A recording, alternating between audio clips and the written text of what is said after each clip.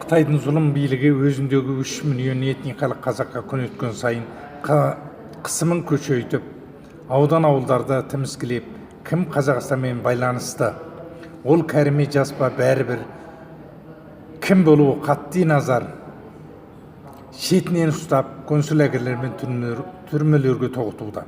Қазір Қытайдың Шинжаң аймағында әсіресе Іле Қазақ автономиялы облысына қарасты Іле аймағы, Алтай аймағы, Тармағатай аймағында екінің бірі ұсталып, қол-аяғы кісенделіп, консул-әкелер мен түрмелерде түрлі қинау көруде. Қытай алдыңғы 2 жылда консул-әкелерге ғана жапса, 2019 жылдан бастап консул-әкелерде жатқан қазақтарға үкім шығарып, алдын 25, артын 7-8 жылға соттап ресми түрмеге тоғытатын болған. Әрбір сотталған қазақтың басты қылмысы қазақ болғаны, мұсылман болғаны, қазақи салт дәстүрді ұстанғаны үшін, сонымен қоса Қазақстанменен байланысқаны үшін істі болып кетіп жатыр. Соның бір жанды мысалы 1990 жылы 11 қарашада туылған Қытайдың Іле Қазақ автономиялы облысы Құлжа ауданы Қарағаш ауылы Оймабұлақ Құжырты қыстағының тұрғыны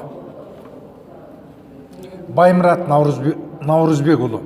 Ол 2012 жылы Қазақстанға келіп университетті оқып жүріп, 2013 жылы жаз айында Қытайдағы әке-шешесін көруге барып, белгісіз себептермен қайта келе алмай, оқуынан қол үзіп қалады.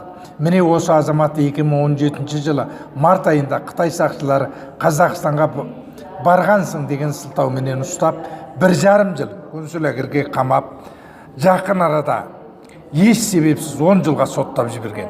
Баймұрат Наурызбекұлының нағашы әпкесі Қазақстан азаматы Мәдіқан Күмбілат қызы жем бауыры үшін Қазақстанның құзырлы органдарынан араша сұрап, қала берді халықаралық адам құқықтарын қорғау ұйымдарынан араша сұрап, жылап жүргеніне біраз күннің жүзі болған.